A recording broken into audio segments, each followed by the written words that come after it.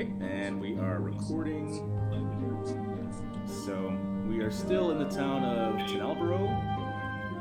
Let's see, I think last time we left off with, I believe, Beroy, Sokol, and Bin were in the middle of an interaction.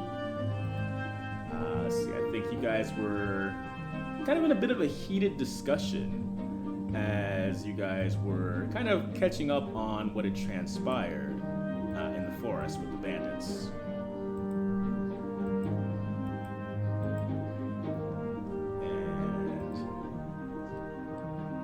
And let's see. So yeah, I believe we left off with you guys talking about preparations for the upcoming raid. But in the meantime, I think, I believe Sokol recovered. He's now alive and well, but definitely a little worse for wear, especially upon gaining knowledge that the group had been planning, kind of without his knowledge, the group had kind of became somewhat allied with the bandits.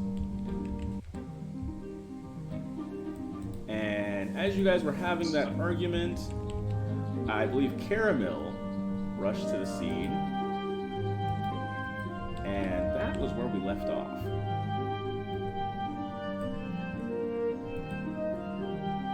And Caramil, she approaches, she strides towards the group, with this like fiery anger in her eyes.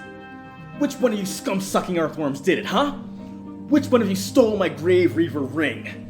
She reveals her hand, the bottom of her ring finger. Many of you have kind of passively noticed that she had like this kind of ornate, dark purple ring that kind of matches her like kind of magic motif. But that ring is missing, and the base of her finger is like shriveled or withered almost. It looks like the skin beneath the surface of it, like the skin is like almost like mummified in a sense. It's a very ghastly sight. It's but yeah, she is almost beside herself with anger. I continue from here. So do we continue now? We continue. Yeah. Can we continue now? Mm-hmm. Alright, sure.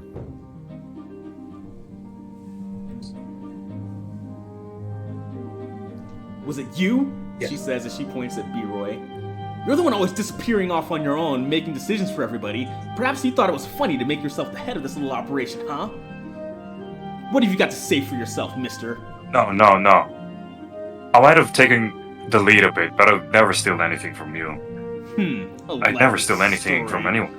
She barely lets you finish as she pivots to Sokol. Oh, or how about you, chore boy? She says as she's pointing in a very accusatory God finger. damn it, what the hell are you hollering about? You're desperate for coin. Maybe somebody put you up to it to line. It would be a great way to line your pockets with some filthy lucre. And why would I want your ring? Why would I want that worthless piece of metal? Caramil, nobody here stole your ring, but we'll help you look for it, okay? And she almost ignores the both of you as her eyes narrow on Bin. You! Just what we need. You probably ate it! She kind of grabs Bin by the jaw, like as though he were a dog that just swallowed something that it shouldn't have. She's like, open up! And she's like sticking her fingers into your mouth, trying to like pry your jaw. Alright, enough of this bullshit, alright? What's going on? I'm gonna split them up. Alright, yes. Yes. I will say that despite her being in this kind of furious mode of anger, her strength has still failed her. She's still recovering from the effects of her using the ring. And despite her being mad as fire, it's very easy to kind of shove her aside. Not to mention that despite being a rather tall woman, she is kind of she is an elf, which does imply a very waifish figure, which that is also true for her as well. So, all that to say that I won't even make you do a strength roll for that. Just with your natural kind of just boy strength, you're able to separate her from Ben at least. And she's protesting the whole time. I bet he swallowed it. It was him, or maybe he pocketed it and he sold it to some thief. What do you mean, calm down? That's. I'm still coughing. I vomit like what's under my mouth, you know. Vomit from the choking. Did you ever take the ring off, or did it just disappear? I don't take the ring off. It doesn't come off, ever. She says as she kind of cradles her hand, especially So around it's the off part now? that's been exposed. Oh, it's off now, isn't it? By whose Swear to fault you is guys. that? It's not me. But proof the Lady, it's just a ring. What's so important about it? Like, what Yes. got you so worked up? Can I see her hand? It wasn't like that before the ring, okay? Don't dismiss her so easily. Finally, What the- someone with an ounce of common sense. If only by an Ugh. ounce. He's gonna look at her hand with disgust. Yeah. A fair reaction, yes. Turn away. What kind what of are you ring was staring it, at, anyway? Shore boy? Well, if you have kind of to ring know- was it? Your hand. Huh. Do I have to explain everything to you idiots? It's a magic ring, of course. It's finely attuned specifically to my body, so of course it shouldn't be able to be removed so easily. So whoever did it must have been really sneaky. They had to have used some kind of magic or some sort of advanced trickery. Ha! She kind of smiles. Then again, Oh my god. I guess that would be asking too much of you. So perhaps you guys are innocent after all. Well, But can we forget about this ring? We got a bigger problem to worry about. I keep forgetting you are a simple idiot after all. One does not simply forget about a Grave Reaver ring. It has immense power, great ability. It could summon the dead. It could cause immense destruction in the wrong hands. And you propose we just forget about it? Hey, I could help you look at it, but as for my experience of druidic magic, I don't have find object yet. But if you had to help me gain experience, I could level up. You know? Perhaps. But one Do you thing have for anything with a similar sense to your ring? Maybe we can have Ben smell it or something. Well, Yeah. it's been on my finger for quite some time. As she says, as she kind of reluctantly offers her hand. I'm gonna I'm gonna go behind Ben and like shove his face to his hand. God. Take a Gotta good go. look, please. Yeah, get a little whiff. Get a good whiff, man. I'm tired right now. I grabbed the hand of Miss Caramel and a sniff of the ring. See my wild hand shift. The ring finger. Yeah, Yeah. the ring finger. Let it go. Actually, Meta, I have some kind of shifter trait from the wild hand. Certain features I could track down anything. Don't know if it's biological or something like an object. Let Oh, me you have take so you have an ability that could be helpful? Is that what you're saying, Ben? something like a wild hand shifter from the Eberon or Rising from the last war. Okay, what I'd like you to do then is if you can copy and paste that to me, like yeah, just like take a screenshot of what you're talking about, send it to me, and yeah, I'll take a quick read of it and see if I can understand what you mean and see if that can be of use in this situation. Same I'll send it right now. Okay. And so while Ben is, in a vague sense, kind of kissing the ring, Caramel, she's kind of in a position where her body language suggests like she's kind of she's into it, like into like the gesture of it, like the imagery of the gesture. But her face is like, no, not like this, not like this. Like she's very disgusted by the actuality of the situation and what the situation is actually entailing, as this kind of wolf-like, dog-like man is basically functionally placing her finger to his nose for sniffing purposes. She's kind of feeling the uncomfortable shifting of the air around her finger as Ben is inhaling to capture her essence, and so she's kind of both reveling in the kiss the ring aspect of the gesture, but absolutely disgusted by the actual presentation of it. It's a very amusing, awkward mix. It's a creature. Mark the scent. As a bonus action, you can mark one creature. So the ring is not a creature. Sorry, guys. Okay. Yes. Bonus action, you can mark one creature you can see within 10 feet of you until the end of your next long rest. Okay, so actually, I want to see if we can make use of that. We'll adapt it in this situation, Ben. So in other words, you have Caramel's scent, so to say, so that you are able to detect it off of small objects. So in other words, I will translate that as maybe an advantage on maybe an investigation check that's relevant towards finding the ring.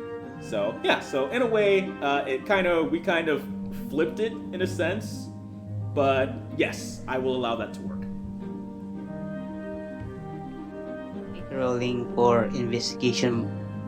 Investigation.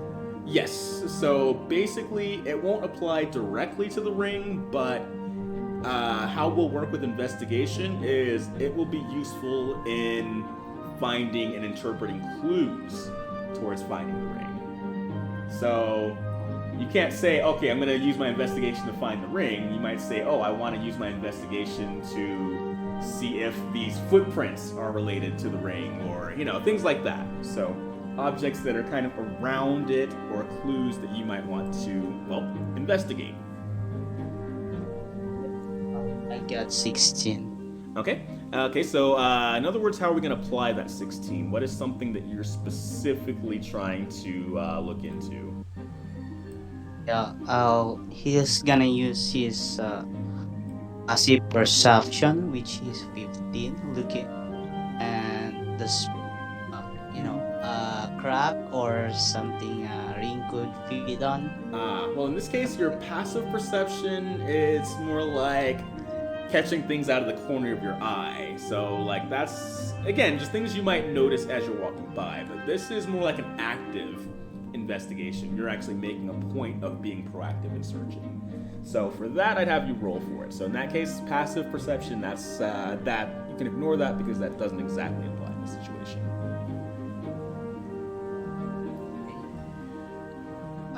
I already roll. Uh-huh. His first roll is 16 and the second is 12. Okay, so we'll use the 16, but what will you apply it towards is what that is. The next is the most important question in this. I apply it on the ground. Could I see it on the ground? Okay, so yeah, you won't see it on the ground, but I will say that you are able to notice a kind of rather suspicious set of footprints. Like, you kind of lock into Caramel's scent, or rather, the ring potentially carrying Caramel's scent. You kind of lock on to the path that Caramel came, but then a smaller, fainter path that leads to the south, towards the small wooded area. Everyone was like, guys, I think I've seen something. Come over here. I think I got something. Let's get this over with. Yeah, let's go. There is narrow. Let's chase this trail. All right. And so the trail leads to somewhere around here. We can see DM. Oh You yeah. can't? Oh no! Oh my gosh! I'm so sorry, guys. Okay. Yeah. Let me screen share. I knew I was missing something. I was kind of frantically. moving Yeah, no. around. I'm like, Okay. Let's It's all good. Screen share. Start virtual camera. Let's see if I can share that with you guys.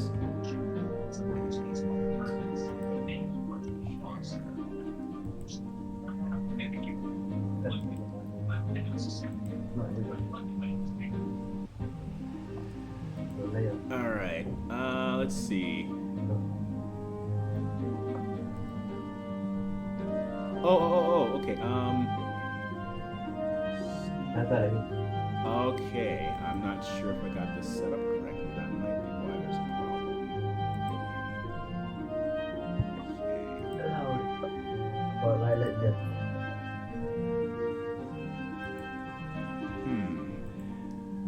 Okay. Yeah. Okay, That's good. Yeah. All right. Good.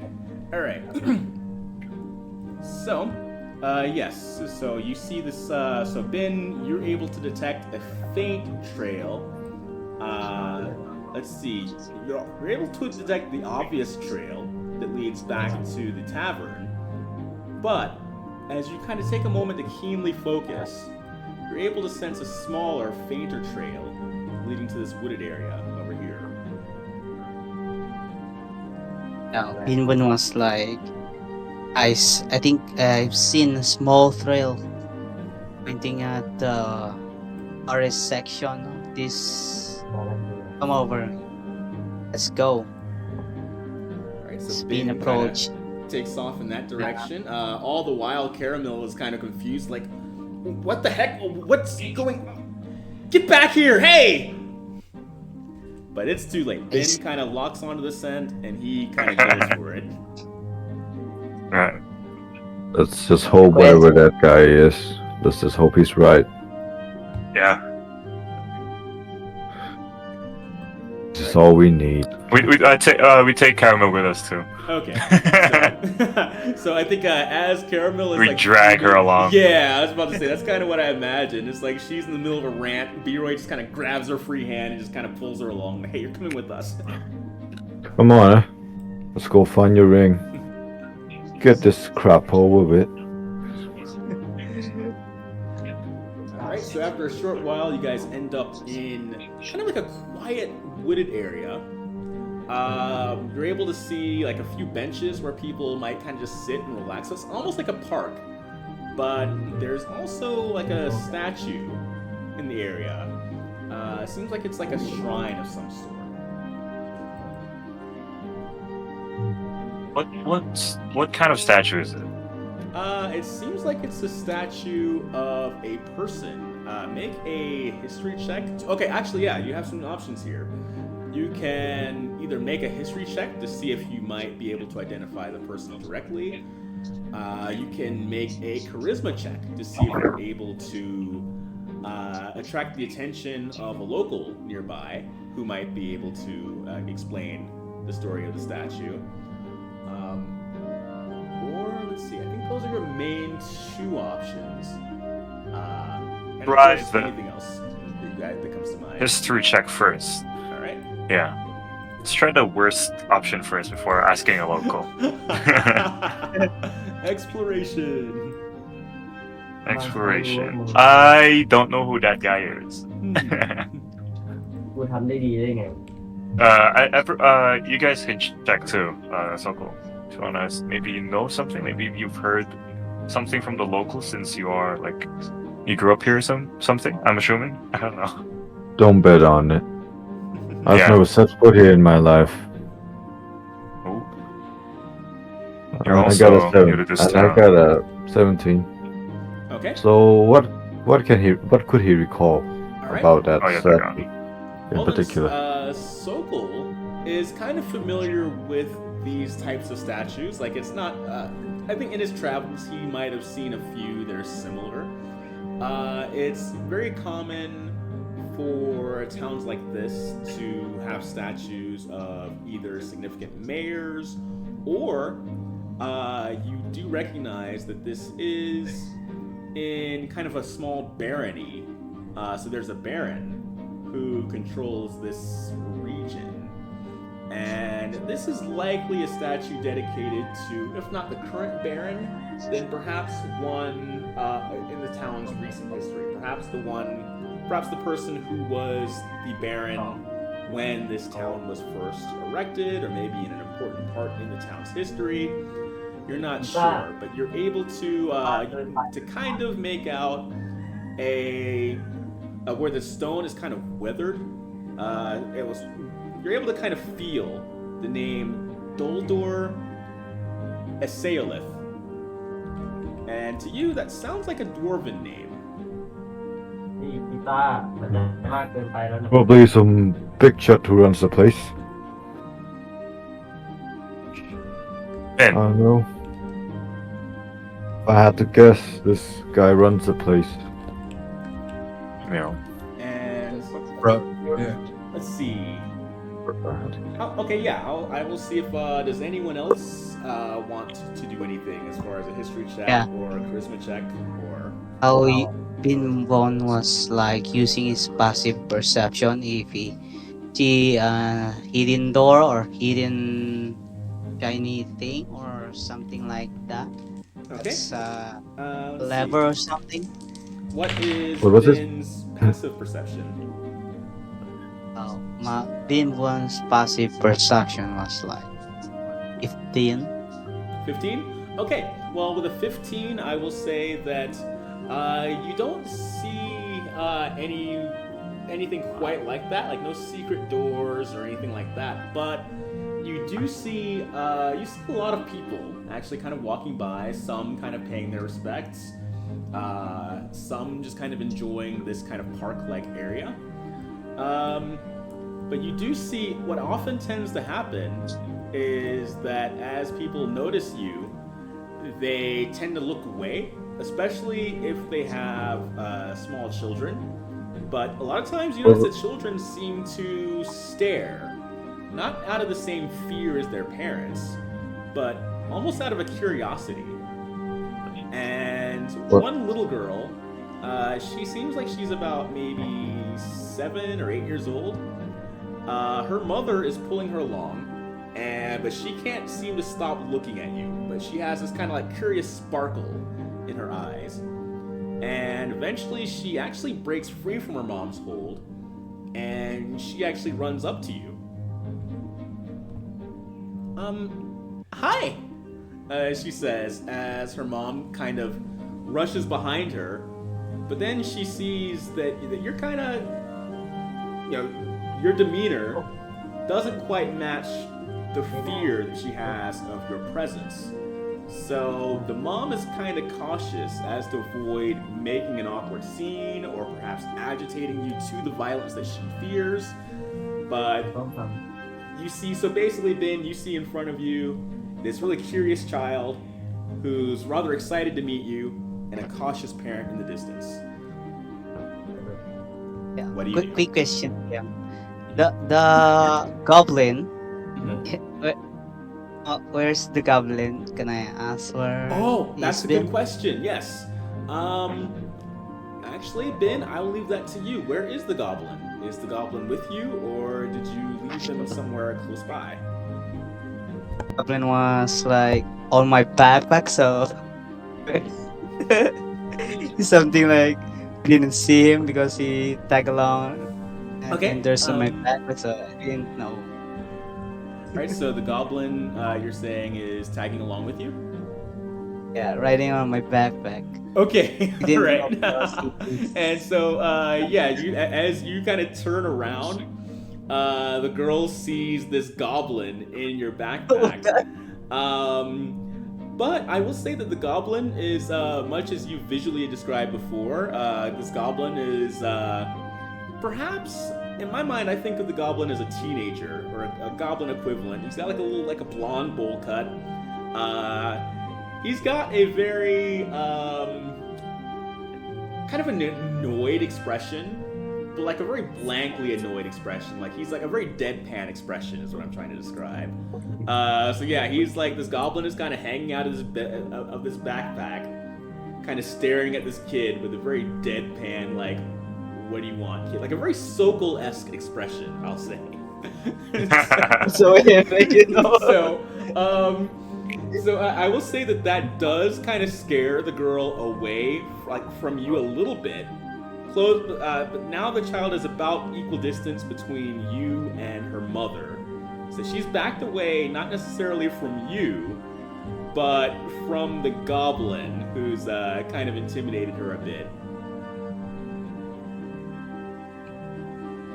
And actually, since I will say that you've learned that the goblin's name is Jique, as Jique, last name Harrow, Haroh. And yes, and you've learned that he is from a few villages over, so he's not even sure how he ended up being like in this forest in like kind of more like a goblin tribal type of situation. Yeah, he's a more civilized goblin, not too far removed from the likes of Sham Hobbletoe, whom you guys met in the very first session. So yeah, he's a civilized goblin, so he's kind of confused on how he ended up roaming around in the forest with goblin war paint on, things like that. But he's kind of just vibing now with the flow of things. He seems like maybe just hanging out with you guys, or hanging out with you in particular, Ben, might help him to understand what's going on. So he's like, all right, well, these guys haven't killed me, so by some abstract understanding of goblin law, I must serve some kind of time with them. At least buy my time until I figure out what all this means. But so he's docile, but he's not necessarily enjoying any of it. That's a way. Then you still have that goblin on you? Yeah. I'm gonna close up his backpack and just stuff the goblin in. What was the name? What was the name of the mayor again? Oh, the mayor. Let's see. Yes. That's a great Baron. question. The Baron. Okay. The Baron mentioned was Baron Duldor Esaelith. Duldor Esaelith. Yes.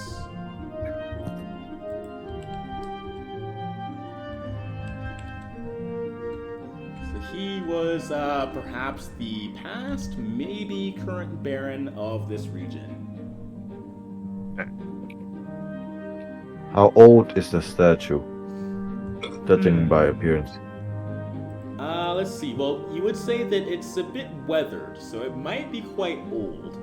Or at least the statue seems like it's been moderately well taken care of. So not perfectly, especially to the point where it's been worn.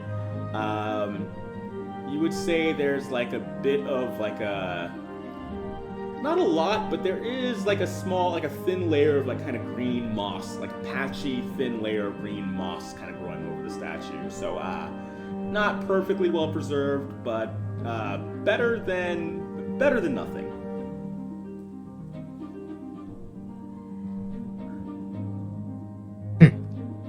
He's gonna wait for the conversation between the girl and Ben to be over before he says something. All right. Bin was like, "Hello, girl. I'd like to know that we are strangers or something, but we're looking for a ring. If you find anybody suspicious, you could tell us." All right, and I would like for you to make a persuasion check. And I'm gonna say that might be kind of difficult because you've got this goblin with you that has scared her a little bit. She is, like, the child was curious, and I don't think she was even necessarily aware of what type of interaction she was expecting. So all Yeah. of that combined is going to make this very difficult. Because again, she didn't really think this through. She just sees, oh, teddy bear man. Oh, and he's got a goblin. Yeah. What? And he's talking to me? What? So all of these factors combined are pretty overwhelming to her. And so let's see how well. I want to say I want to stop Ben there also. And like my character does not want to rope in children in the mission. So But rolling I'll let for- him roll. I'll let him roll. I'll roll Alright. against it, I guess. Yeah. Okay, rolling for now. 1d20 plus my what Persuasion. kind? Persuasion, no? Yes. Zero. Does Ben even have Sorry, I persuasion? put 5, so 20. 19. 19? 19. Okay. So despite that, I think actually after hearing you talk, even the mother calms down a little bit.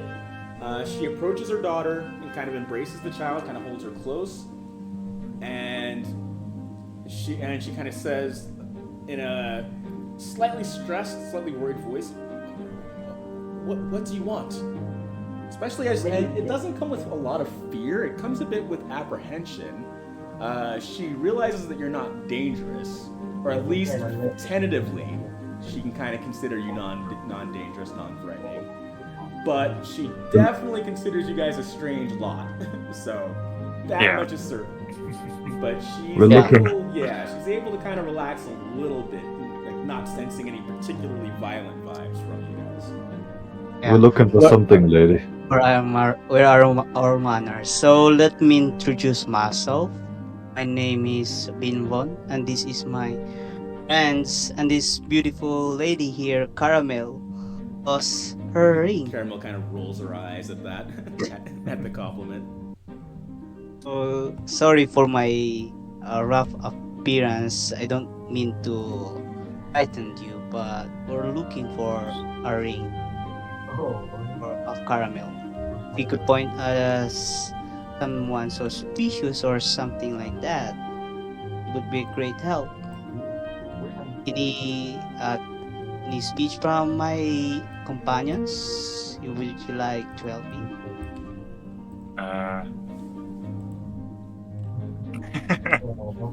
I just stay silent for a while. All right.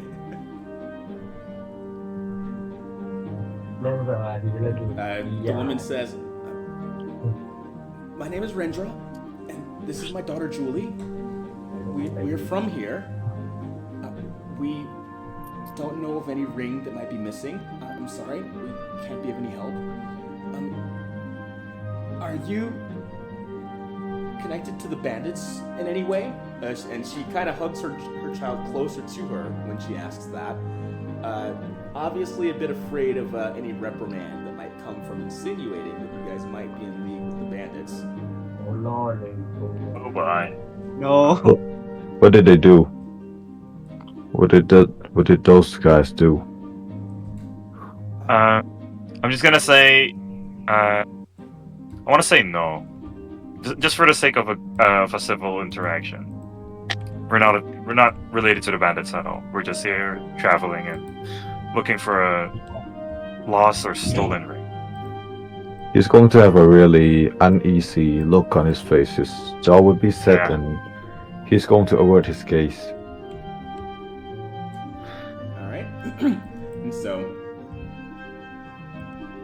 no, then you must be adventurers, perhaps. Sure. I guess. Oh, well, are you here to get rid of the bandits? We'll take them along. Just like in parentheses, yeah, they'll be gone. I think. right. I'm gonna say make a deception check.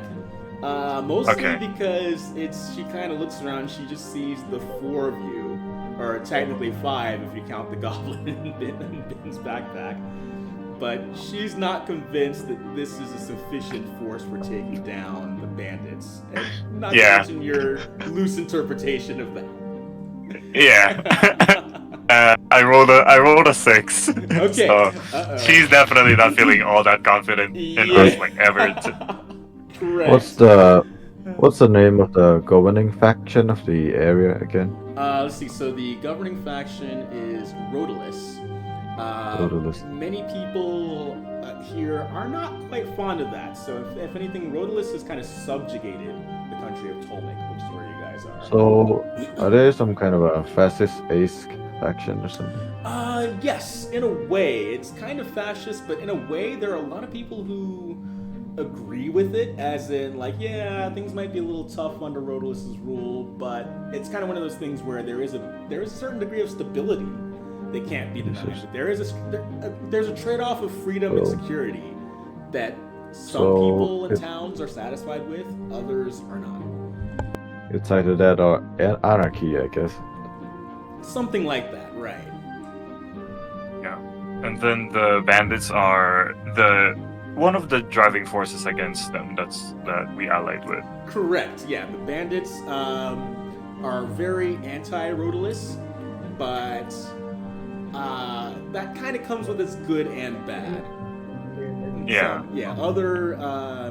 You get the feeling that you might be able to get more of the story from asking around a bit. Like many people would have opinions on these bandits.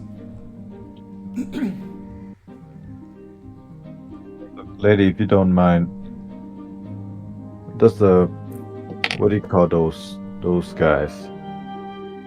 Those army guys, Rodolis, right? Right, Rodolis, yes. Do they like to mess with y'all people? Well, nobody likes Rodolis, but they do keep us safe, secure, and, well, as she kind of hugs her daughter close, let's just say I'm glad I don't have a son. What do they draft all men? They're quite strict in Poland. Many of them, yes. Perhaps you. She looks towards to Roy. You look like you've been somewhere, haven't you? Been employed here and there. I guess at least some of our boys make it back alive. How many years do you have to serve in the army exactly? Let's see. I would like for Sokol to make a history check in regards to that question.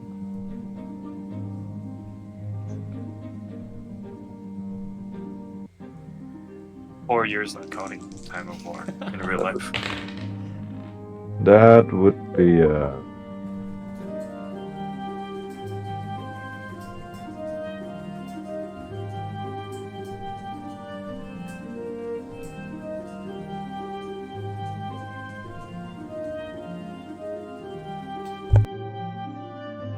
Oh, I missed it. What was your roll? History check?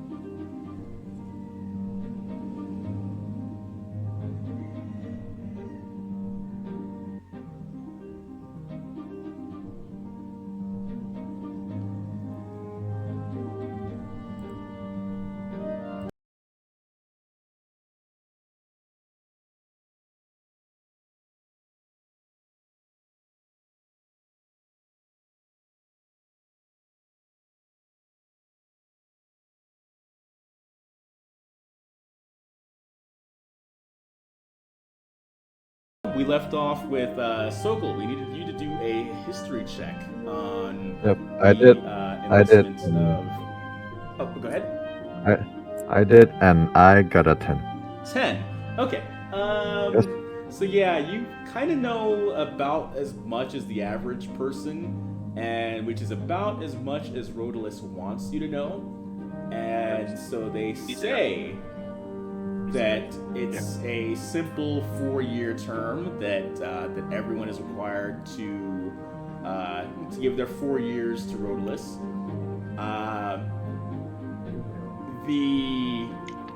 On paper, you're not supposed to start your term until you're 16, but in actuality, there have been terms that have started as young as 12 for training and lasted almost indefinitely. So sometimes they keep finding ways to extend these contracts, if you will, normally through disciplinary means.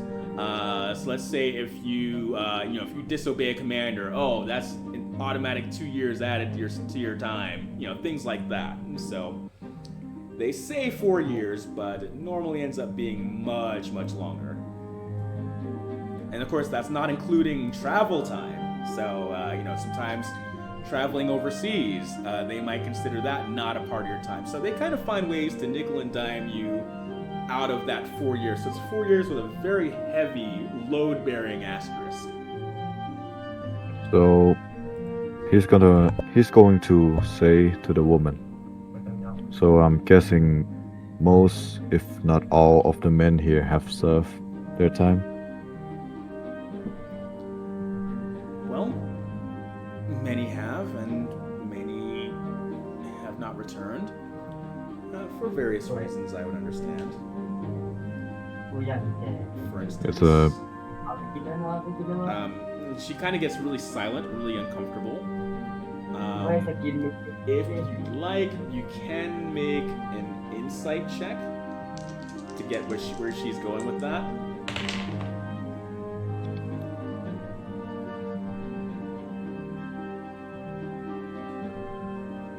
sight. Wait a minute. I believe that's going to be based on wisdom. +2. All right. So I got 12, Okay. I guess. Yes. So with the 12, you're able to kind of get the understanding that. Oh, hold on, guys. Gotta pause again.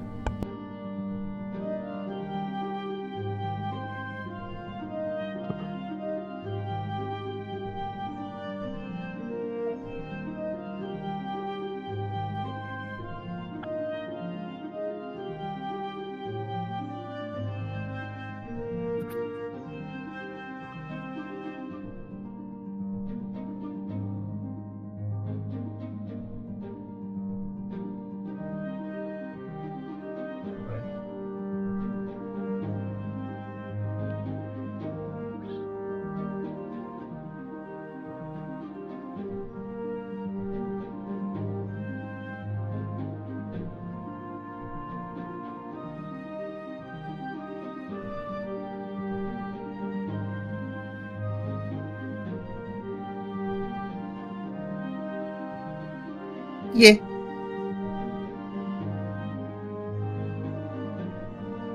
You get a delivery?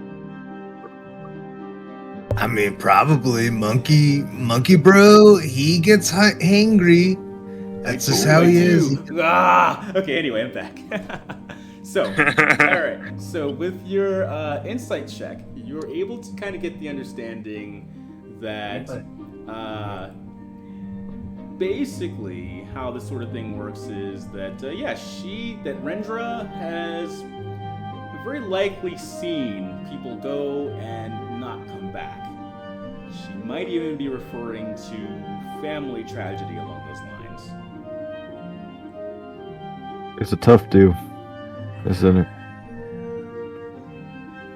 And it has to stop, she says as she kind of holds her child tight. You can kind of see a bit of anger burning in her eyes, but it's anger, but it's laced with the frustration of an impotent rage.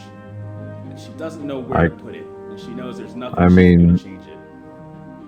I can see where those bandits gets their number from. But Of course, if you ask me, but after war, many of them come back with no place to call home. Many of them lose fathers. They have no direction in life but to take out their anger on the only people they know how. Rodolis if they're fools, each other if they're cowards. But either way, we all suffer. We continue to suffer.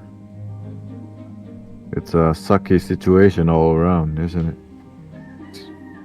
She kind of almost laughs. You could put it that way. Two sides of the same shitty coin. And nowhere to spend it, she adds with a bit of a bitter smile. So we're dealing with a dictator and an anarchist.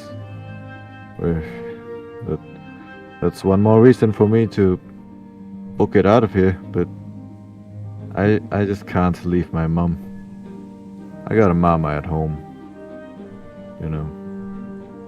She's just working to pay off her debts. She raised me alone. She's a single mom, just like you. Was your father a soldier? Was he sent away I too? don't know. He died when I was a wee lad. When I was a kid. I couldn't remember his face. I couldn't even remember his voice. My mom said he was a good man, but I know. How could I know if I've never seen him? The little girl starts crying. I miss Papa. And, She kind of turns and starts crying into her mom's skirt. He's going to give her a sympathetic expression with coming from sorry. Sokol, that's with a genuine tone of sorrow in his voice. Look, lady, I'm sorry for what happened to your husband. Is he? Do you know what became of him after he was sent away? all I know is he was sent to Ilimbar. I'm not sure what's going on there. He wrote a few letters, and Is he still writing to you? it stopped a long time ago. There might be a chance that you two might see each other again. They haven't sent a notice to your house, have they? She's kind of shaking mean, her that- head, with her eyes kind of beginning to brim with tears. Like, no, don't do that, please, That's what please. that's what they do, right? Stop Sokol there, because she's scarring the woman. I'm not Leave sure it how be, this works. Sokol. Look, all I gotta say is that I'm sorry for what happened to your husband. I It's a understand. shit situation. We'll be going now. Look, wait. Come on, Julie. Before you go, And she- wait.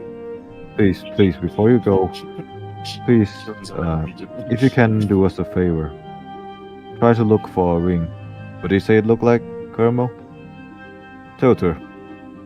What's it look like? Sure, boy. Drop it. Let the poor woman go. No. Do you want your ring or not? Not from her. Listen, She's gonna- lady, sorry for your loss. We've got our problems to deal with. Maybe if I can get these knuckleheads to... If I can shape them into something, maybe we can make a difference.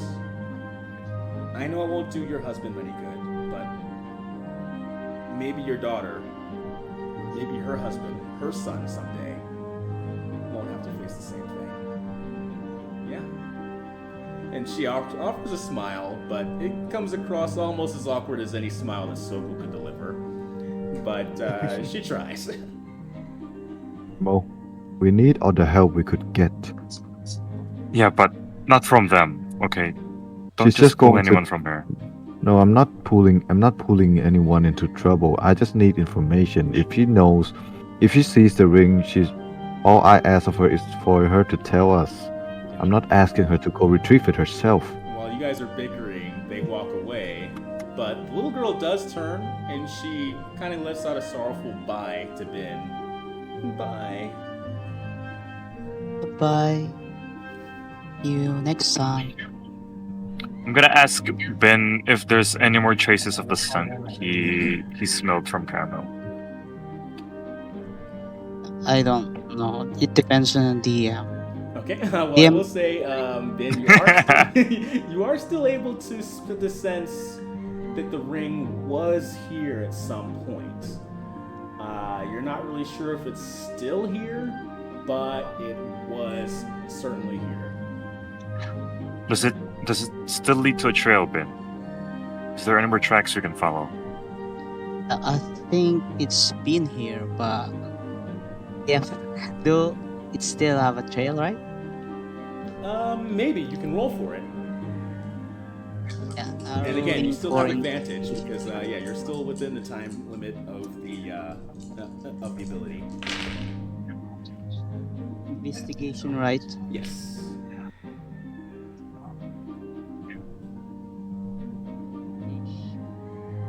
My investigation is +3. You can Plus roll one. twice. Plus 1. Yeah. You roll twice, and you take the bigger number.โอ้โหโต๊ะสังหาร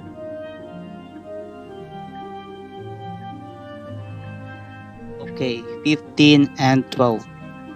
Okay, so you're gonna base it off of your 15. So it's 15 plus your modifier. โอ้โห It's 14 plus 1. It's already 15. Oh, okay, gotcha. Okay, it's already added. All right, very good. All right, so you're able to sense. You're able to pick up on the trail of the ring again. This time you see some heavy footprints. Let's see, they are going behind the statue, and from there it seems like the scent alters a little bit, implying that the ring traded hands. So it's still got Caramel's scent, but you're sensing a little bit of not just a second scent from maybe the other person from the original thief, so to say, but now you're sensing a third kind of undercurrent to the scent, as though it had passed hands yet again. But this one smells vaguely familiar.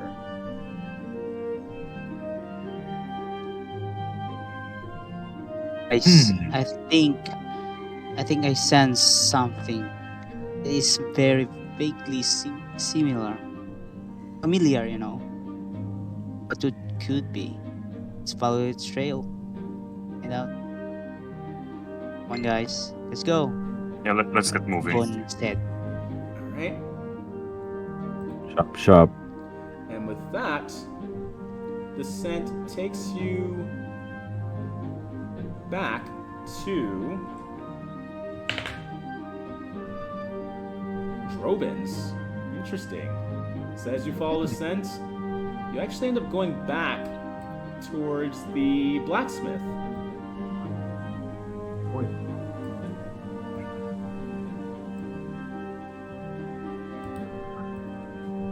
Oh boy. Ah, jeez.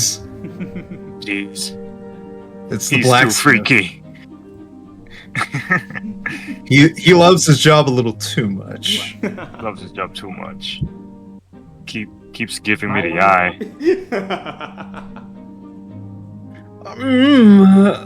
Adventure boy. Oh heck no! Hell no! no. Hell no, man! Hello. And Is this where the ring is? Yes, so as you guys go to the blacksmith's, once again you hear the familiar sounds of the earth in the forge, and Drobin kind of hammering away at different projects. Oh, you're back, and you brought friends. What can I do for you? I'm asking is what you can do. Oh yeah, right. Okay. Anyway, we're looking for a ring. A ring, huh? You don't seem like you're ready to settle down and get married or anytime soon, sir. Okay, shut the. I'm kidding. Okay, listen here. I'm not here. I don't have the time for jokes. We're looking for a specific ring, and I pull Caramel's hand to his face and look at this. And Need to help Caramel us. is complying for the bit. She's like, yeah, show him my hand. Yeah.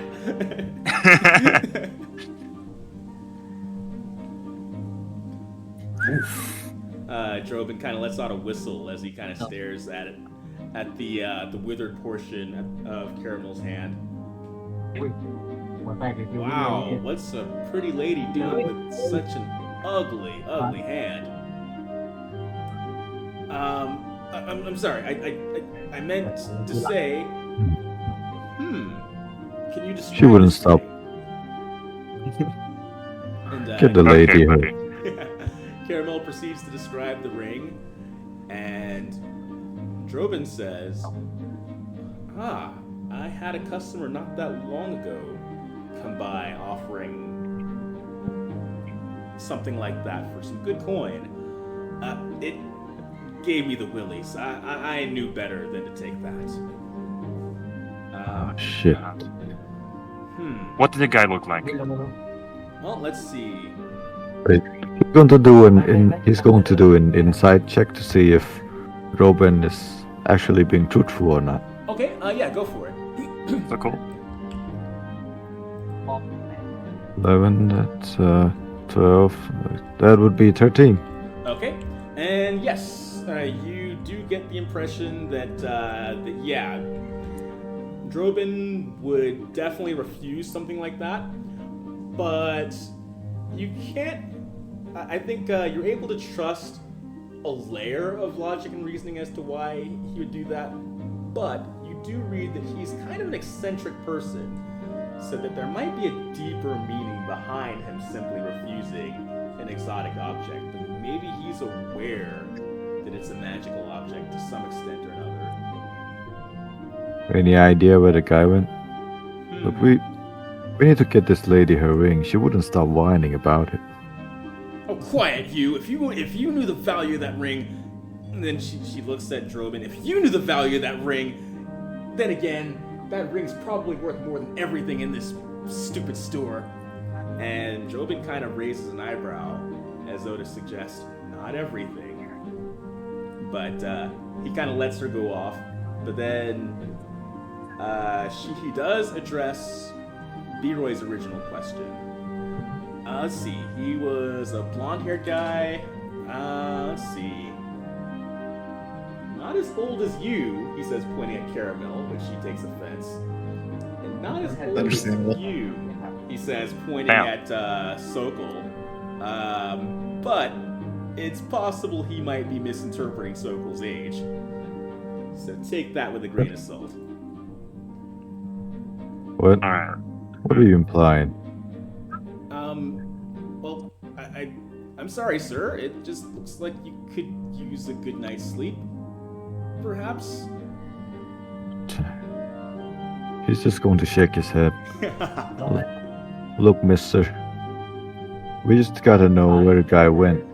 We need to look for that ring and we need to find it as soon as possible. God knows where that guy could be, and the longer we linger,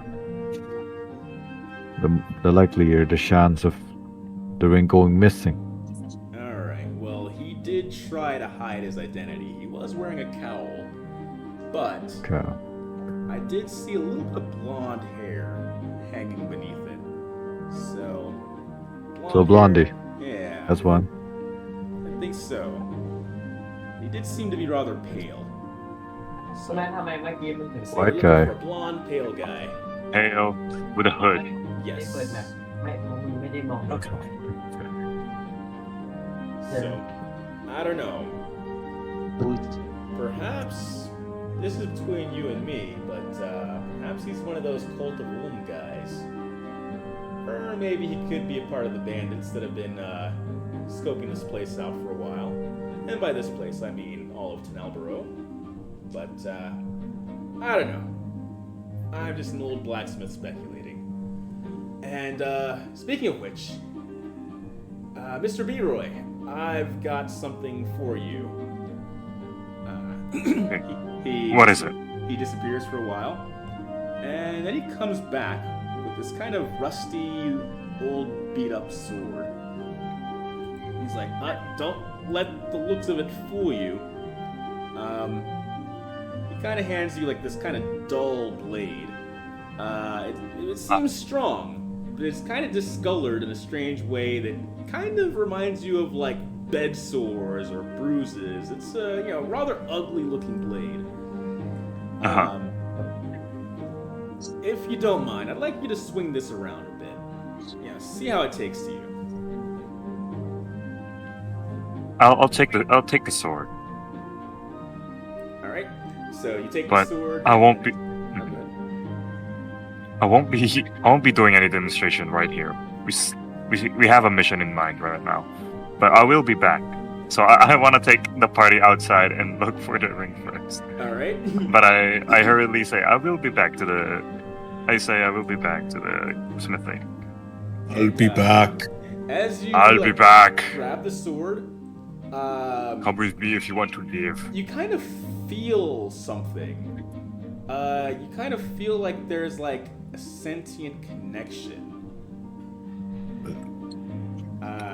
Like you strangely feel like the sword says, "Oh, hello." Like not with words, but with a feeling. Like it's kind of woke up. Yeah, like it feels like it woke up, and it sees you. It's like, "Oh, hello there." You get kind of this weird welcoming feeling from the sword.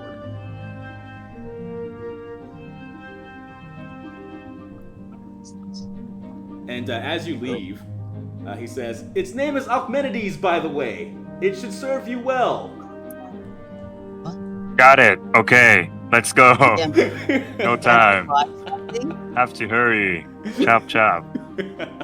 Okay, We have the info. I'm very sorry, but we I have would like to go. to buy. Oh, you would like to buy? I would like to buy Okay, something. Bin, yes, he does have wares for sale. Let's see if I can Yeah. pull the sheet for him. Let's see. Actually, I do believe I placed it in the chat, in the NPC catalog. So if you go there, you'll find Drobin. He's the blacksmith of Tenalborough, and you are able to see what he has for sale.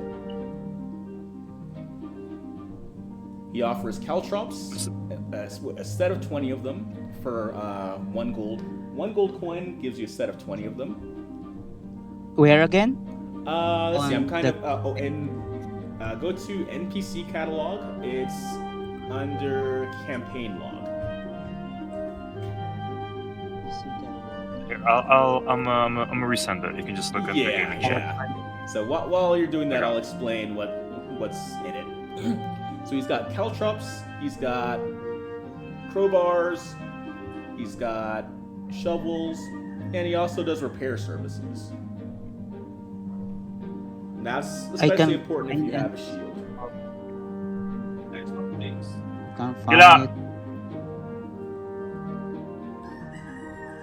Okay, it's a campaign log. I see it. Okay, very good. You So see, yeah, he's got 4 items, well, 3 items and a service that he offers. adventuring gear. Sorry? NPC catalog. Yes. I see a bald guy. Uh-huh. And then you scroll down one more. It's in the gaming chat if you want. I cannot see anything. Okay, the name is adventuring gear. Is this it? No, there's... No, you can go back to the side chat on gaming. If you Yeah, want to see yeah. the shop. Go back there, that's a bit easier. Me Minecraft. No. No. In the VC.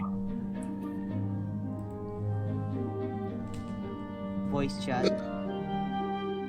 Yes. Over here. Oh, okay.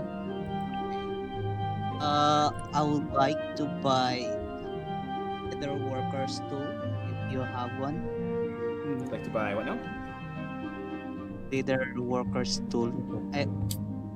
Only this is Yeah. Oh, He only there's has those 4 things that he has. ไม่ใช่ okay.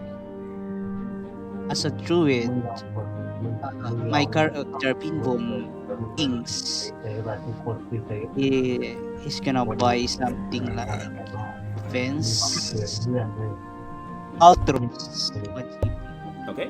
Yes, caltrops are useful, especially if you are trying to set traps or trying to get enemies that are in pursuit of you to slow down. And so it causes them to either slow down or take a little bit of damage, basically. I'll take 2. Okay. Sets Actually, he of- only has 1 set of them for sale right now. So if you take that, then there will be no more caltrops for sale. So he's got 1 set of them, but that's a good start. I'll buy it. Okay, so make sure you subtract 1 gold, and he gives you a bag full of caltrops, and he kind of explains as the text gives. So yeah, they cover a roughly 5-foot area. All of that, you can read that. And so yeah, he How- puts how them in much like gold do I a have? small leather bag. Sorry? How much gold do I have? Let's see, I believe you have 15 gold. Like the starting gold is typically around 10 to 15 gold pieces.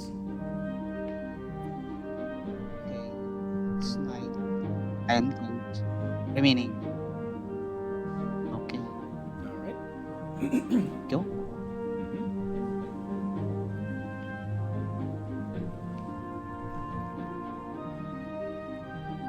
Alright, so while Ben is finishing shopping, you guys now have a clue that a blonde guy wearing a hood, a blonde pale individual, he attempted to kind of pawn the ring off to Drobin, but Drobin refused. And Drobin speculates that this person might either be affiliated with the cult of Ulm, or perhaps is affiliated with the bandits.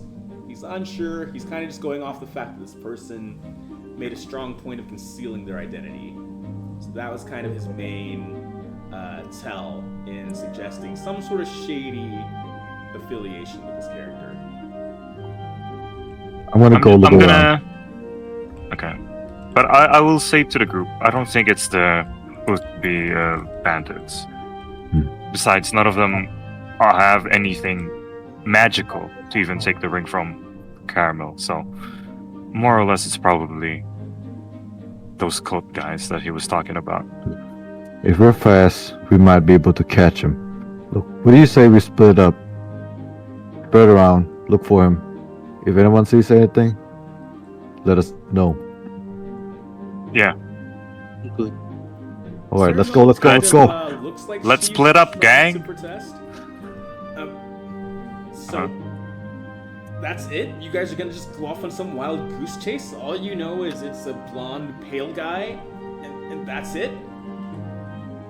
I mean, Look, we're he just could be gonna- right here. He could be long gone by now.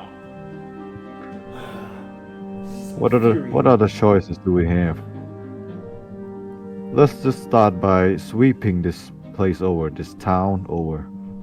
See if we can find anything.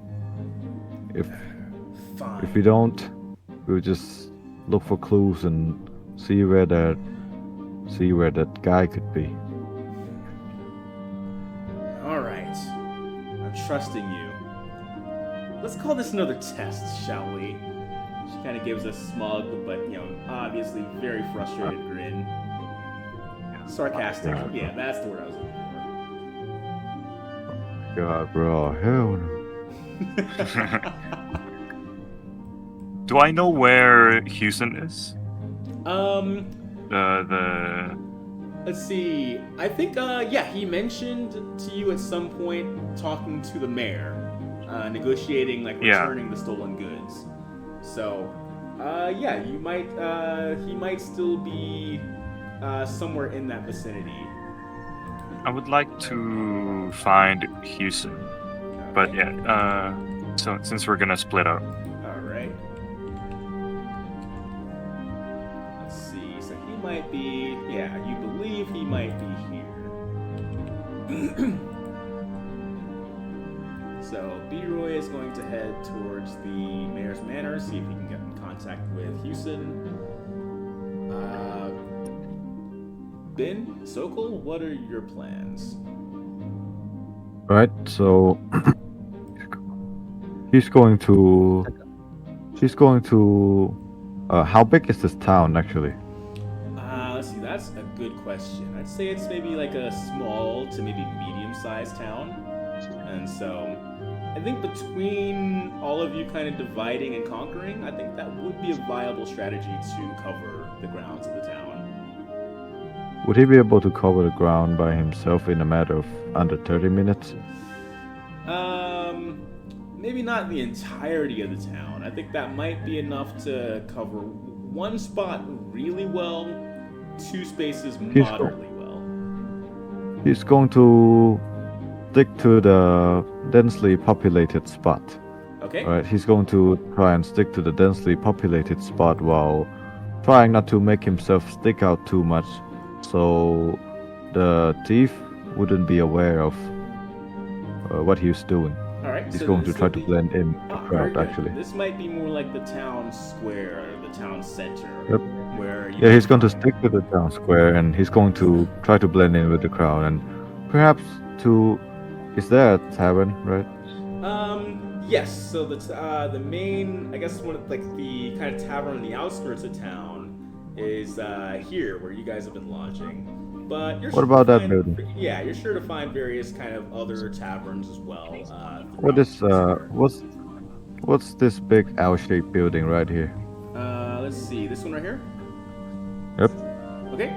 Let's see. That one is, I believe that's a guild hall. It's currently Guild hall. empty, currently abandoned, but like an adventurer's guild hall. He's going to give it a knock. Okay. So then He's going to try and knock on the door. The guild hall. All right. But yeah, See if as you there's- approach that area, yeah, you're very. No, I'm talking about the one by the fountain. Oh, okay. Oh, the fountain. That's the town square. Okay. Oh, I thought you meant the. Okay, never mind. No, So yeah, it's- around this in the town square. Okay, that's just like kind of like various markets and other kind of shops, basically. He's going to try and patrol the back of the buildings to see if there are any stairs that could get him access to the roof. All right. Let's see. I would say. The high ground. Yes. Yes, All right, I like that exactly. idea. Let's see. I'm gonna He's say going to make try and a perception check, but make it with advantage, because I'm going to presume that Sokol is pretty good at that sort of thing when he has to be, especially as one who's kind of more roguishly inclined.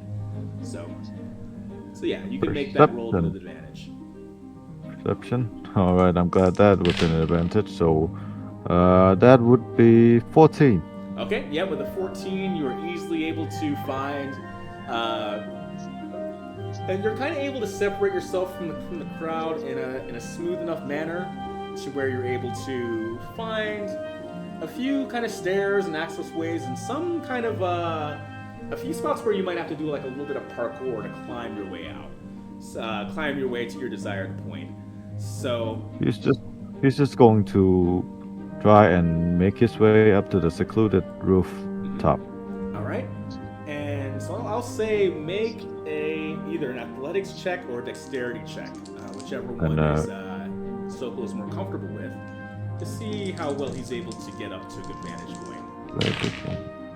Wait a minute. Can I use my? I have a rope, a 50 feet length of rope. Can I use it to make a loop and throw it onto some beam or something, so he can climb it?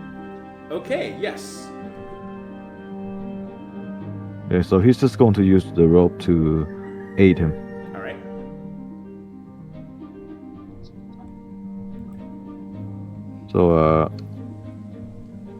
So it's either dexterity or athletics. Yes. Whichever one is more comfortable.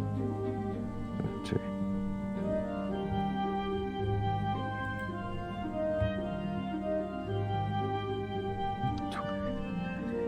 So it's a normal roll, right? Oh no, it's advantage. Advantage.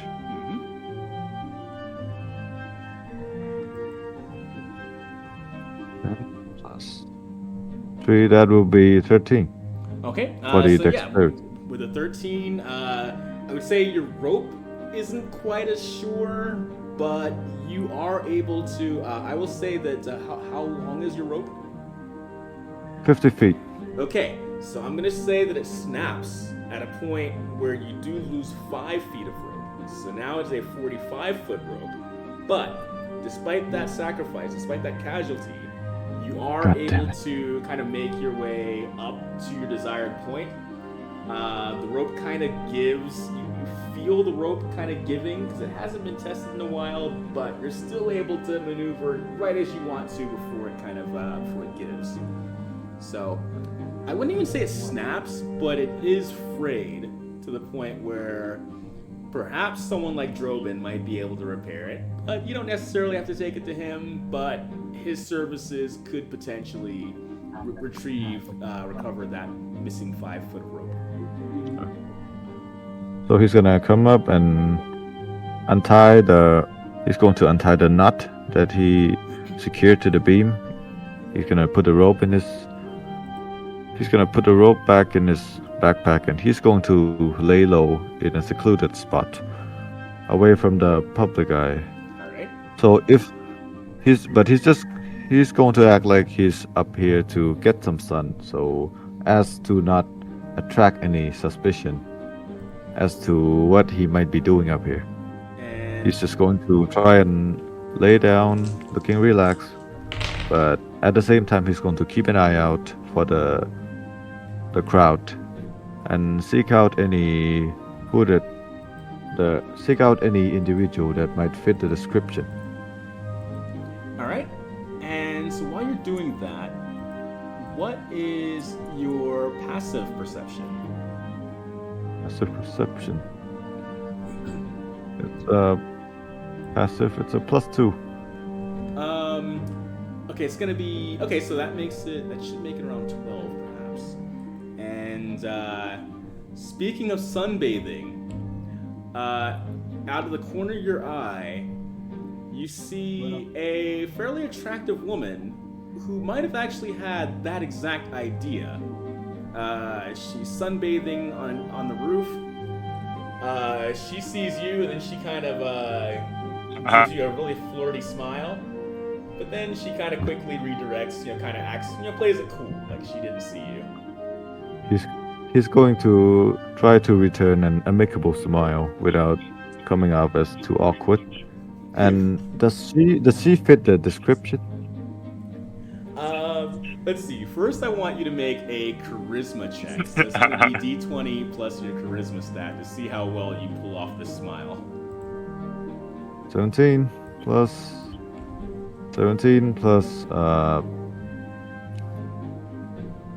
2. That would be 19. 19. Oh wow. Okay. You will say that she does read the smile as awkward, but she is noticeably amused by the awkwardness of it.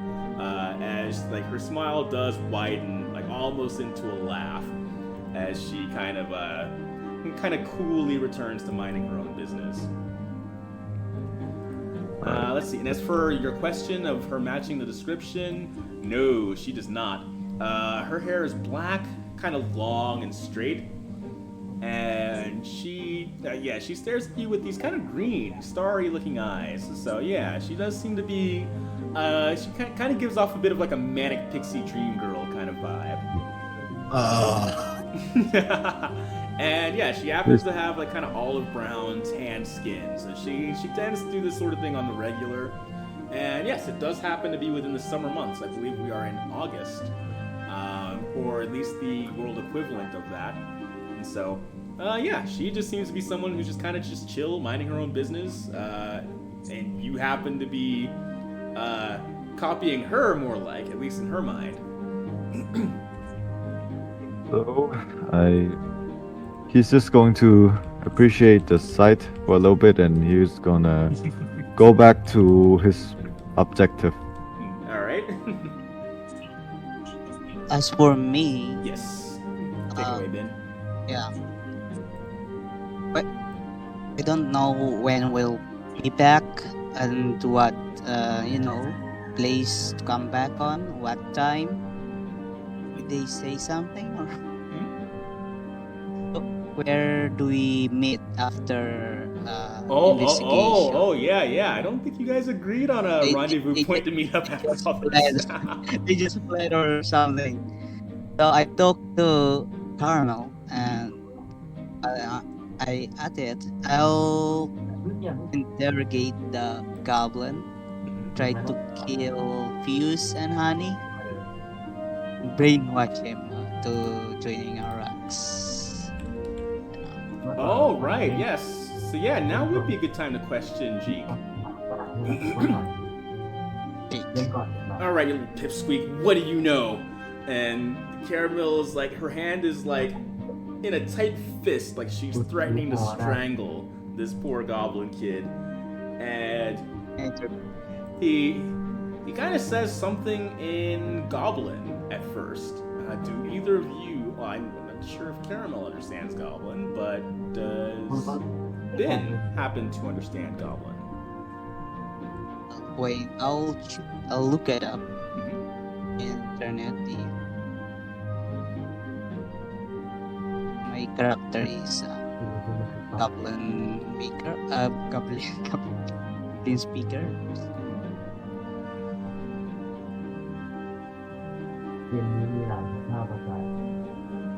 Yeah, I think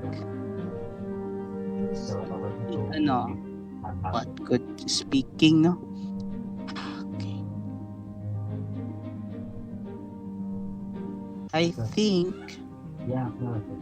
my character speaks common. Okay. Let me check it out.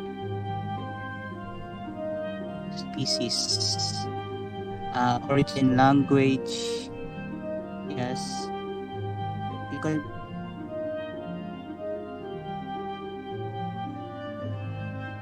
No. Okay, and that's okay. So this goblin continues kind of speaking in kind of panic gibberish. And at one point, you notice its eyes start to glow purple. And when it does, Caramel kind of gets really quiet. And then she very calmly balls her hand into a fist, grabs the goblin by the hair, and then delivers a swift but powerful punch to the side of its head that knocks him unconscious.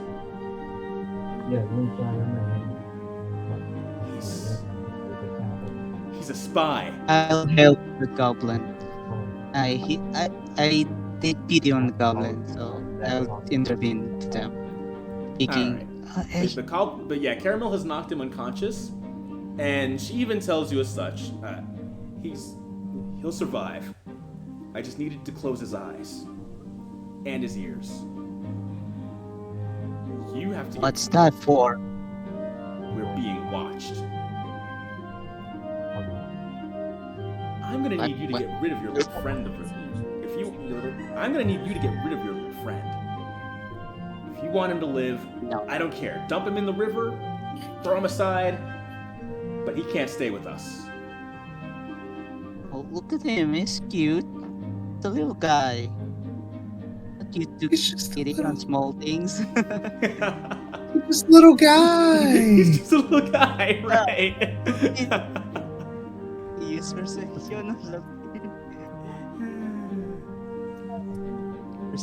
Persuasion or something like that. Yes, you can try, but Caramel is going to be really hard to persuade at this point, so you can try. You can certainly try. So that's going to be a charisma plus persuasion if you have that skill. But if not, it's going to be just charisma.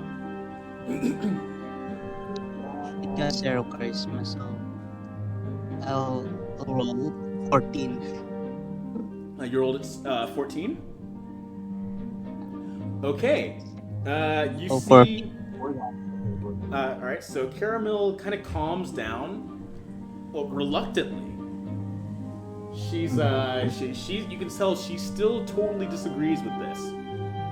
But she insists, all right, but any trouble that he brings is I'm holding you accountable. Is that understood? Understood. Understood. All right. Well, Good thank you. if he helps find this ring, maybe there's a chance he could redeem himself or make himself useful. Yeah. Actually, she starts thinking. She kind of strokes her chin. If she can see us, then maybe we can figure out a way to see her. Yeah, perhaps I've been looking at this wrong. You might be our little two-way street, she says as she kind of messes with the hair of the unconscious goblin. Perhaps my mood towards you will improve once I get my ring back.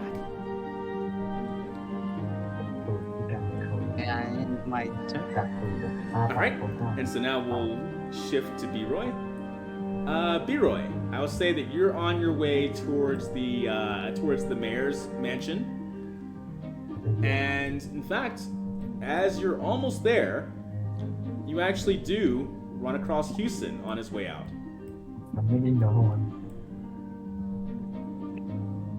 Houston, you don't know anything about your boy stealing our ring, right?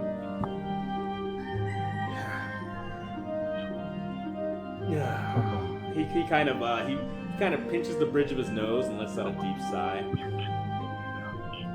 I wouldn't put it past certain members of our crew, he says. Okay, but is anyone there good at magic, or?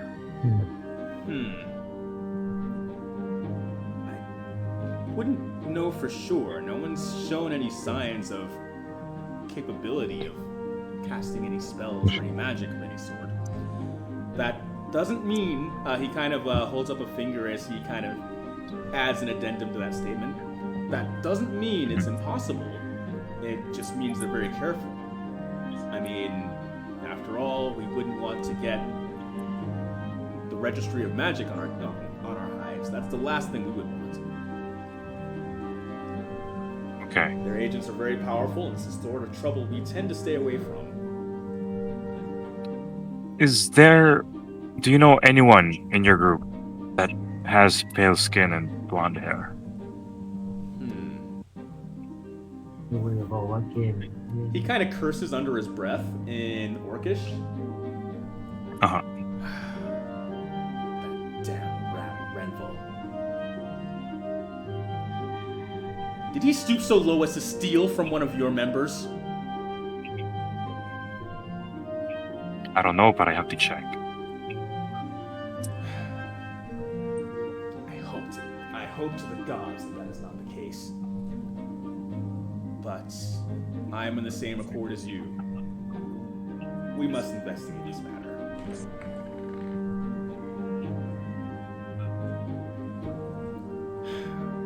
Well, I'm glad you found me first instead of him. Was what I would have done. But let's hurry out if you're done with your business at the mayor's. Let's see any points he might be headed. Though it might be possible he's going into contact with the cult, if you know of them.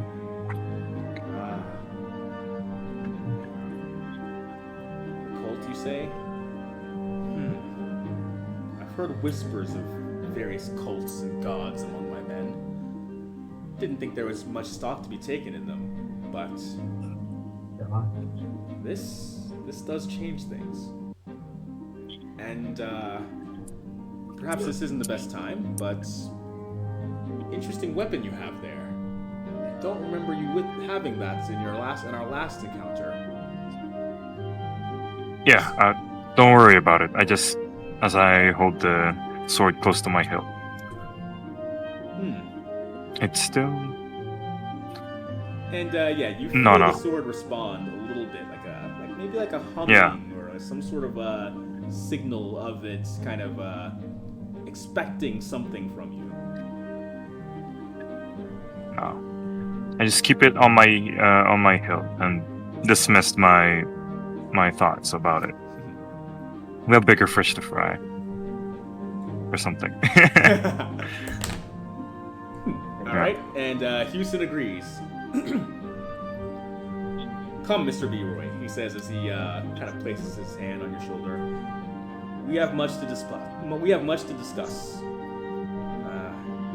As far as the retrieval of our true captain, and perhaps our fates after that.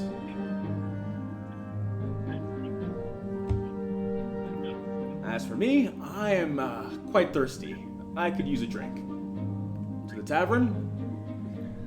On me, he says as he kind of points to himself with a smile. Sure, but don't take too long. Let's not take too long. Of course, of course. If your suspicions are correct, there shouldn't be much to worry about. Renville is a brash fool. Him trying to think more than 3 steps ahead, not very likely. I think our plan should be how best to confront him, without causing division among our ranks. Discussion's best held over a drink or 2. But not too many.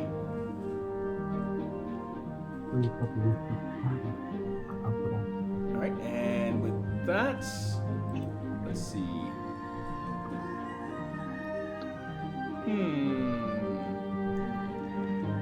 Let's take a quick break, and then after that, we'll take a kind of a pulse check to see if we want to go further or where we're at. So, yeah, we'll take a break first. Alright, yeah, we'll take 5. So, I'll meet you guys again at 3:30. 3:30 sharp. Yes. And let's go back to Sokol. What were you doing? I think last we left off, you were kind of trying to get a kind of high vantage point. Yep. To He was on a high vantage point to observe the crowd and get and to seek out the person, anybody that might match the description. How far is the woman? The Laying on the woman roof. is probably about, let's see, I would say she's about maybe 10 or 20 feet away. Enough to kind of where she's kind of just doing her own thing, minding her own business. She pretty much suspects that you're doing the same. So he's just going to sit there, right? Under pretense of chilling out, but in reality he's going to be scouting out and observing for anybody that fits the description. Alright, so I'm gonna want you to do 2 checks for that. A performance check to kind of put on the airs of just kind of being casual. So you're kind of trying to act casual. So this check is to test how well you put on that act. And then of course you're gonna make the roll for the perception check itself. So let's see how well you're at least fooling 19. your company here. 19, so I guess I'm looking pretty chill. I'm just a chill guy. Yeah. You're just looking Nothing- pretty chill. Like, if anything, she Nothing to might see here. be suspecting that you're aura farming. So, yeah, she kind of just Nothing like to see here. Smogging Exactly. everybody. Yeah, exactly. So if anything, she's Nothing to likely see here, accuse you guys. of Just that. nothing to see here, guys. Just a He's just a kid mewing getting on the roof. just a kid getting some fresh air. Exactly. So yep. So she's none the wiser. Perception, I got 13 for perception. Okay, 13 with perception. Let's see, I'm gonna say it might be pretty difficult to single out any one individual in the crowd, so I'll see how this goes. Let's see here. So with a 13. Yeah, that's not quite enough to see anything that stands out in particular. Let's see. You don't see anything. You do see a soldier leaning kind of drunkenly against the wall, and their Is it a- helmet kind of slipping down over their eyes. Is it a town guard or a Rodolis soldier? Oh, that's a good question. Let's see. I'm gonna Actually, you're not able to identify them as either. It does seem like their gear is pretty shoddy looking. Doesn't really have any sort of distinguishing marks. Wait, do they strike him? Do they strike to him as bandits? No. If anything, this person seems like they're an out-of-towner. Like, there's nothing that seems to really kind of hold this person to any obvious allegiance. So, as he's having no luck singling out any person that may fit the description, he's going to look out for his group members. Alright. And so from where you are, yeah, you're able to kind of... actually, yeah, go ahead and roll for it and tell me if there's anyone in particular you're looking for.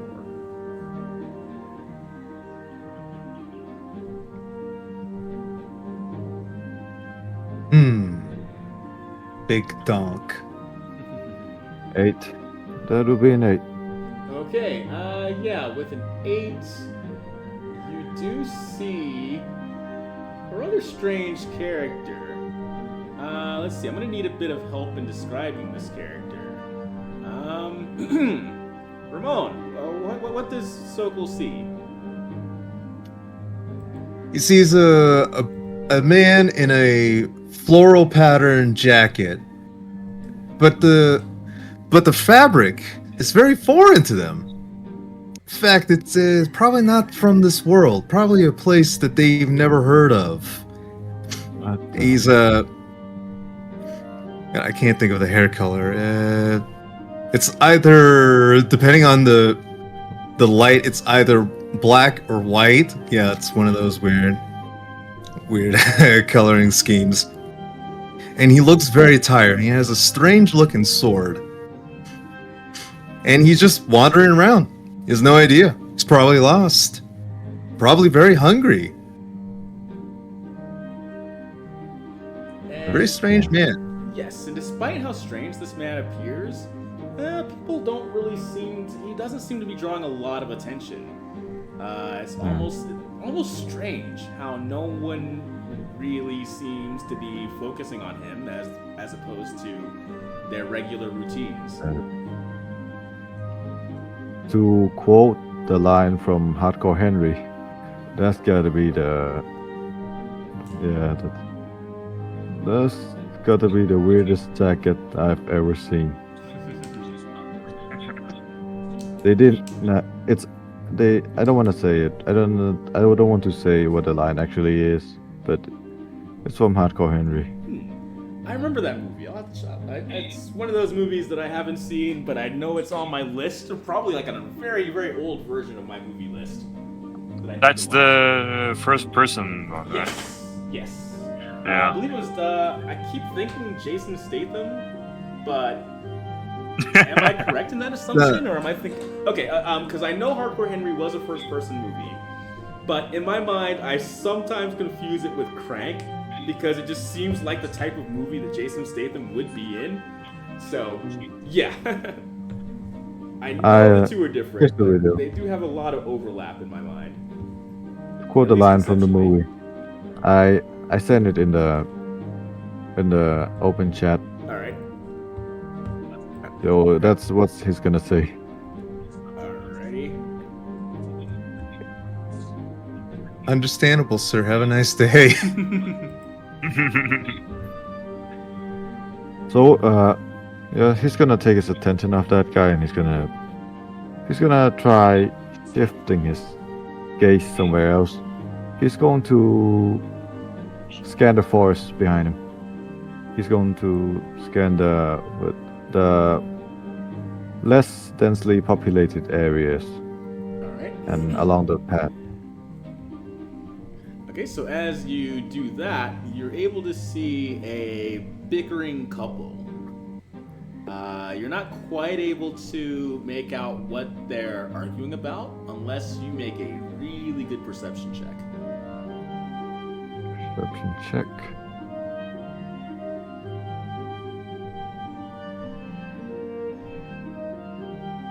$11. plus 11 plus god damn it. 11 plus 2. That's gonna be 13. All right. And let's see. So 11 plus 2. Oh wait. Okay, never mind. Yeah, 11 plus 2. All right. So yeah, it's not quite. You're not quite able to make out what they're arguing about, but it does seem to be very typical coupley stuff. Nothing that really draws your attention or is necessarily worth your effort to try to eavesdrop into.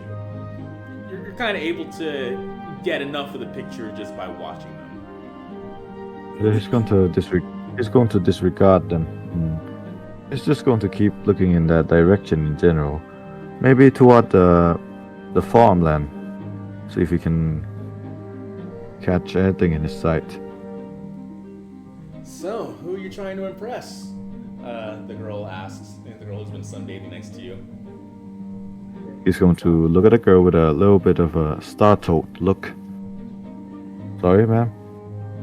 What was that? You've been standing there looking perfectly still for the past 5 minutes straight. Not moving a muscle. What? Is there some girl down there you're trying to get the attention of? I'm looking for someone.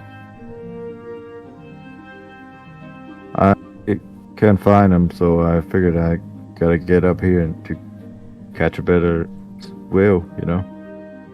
So you're gonna tell me you climbed all the way up here to look for a friend? Oh, that's kind of sweet in a way. And if I may ask, what are you doing up here? Me? No one's ever asked me that before.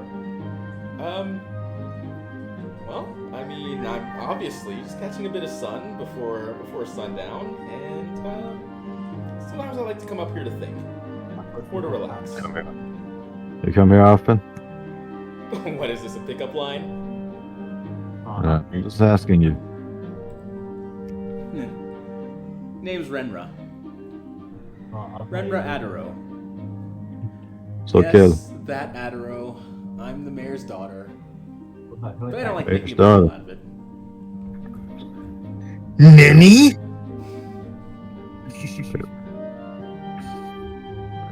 Outro. So, wait. Let me get this straight. If I'm not mistaken, that statue over there is your father.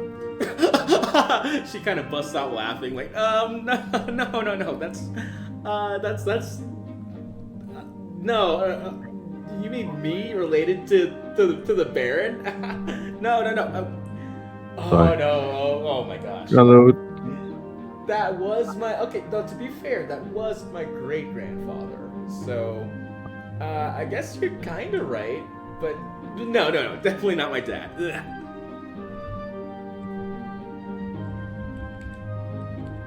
So, he's your grandfather. He's a dwarf. But is this woman a dwarf?